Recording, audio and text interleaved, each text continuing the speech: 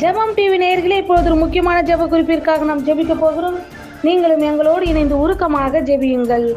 உத்தரப்பிரதேச மாநிலம் ஆக்ராவில் சாலையின் நடுவே சிதறி கிடந்த மதுபான பாட்டில்கள் போட்டி போட்டுக்கொண்டு எடுத்துச் சென்ற பொதுமக்கள். நீதிமொழி 20:21 சொல்லுகிறபடி, திராட்சரசம் பரியாசம் பண்ணும், மதுபானம் அமளி பண்ணும், அதனால் மயங்குகிற எவனும் ஞானவான் அல்ல என்று வேதம் சொல்லுகிறது.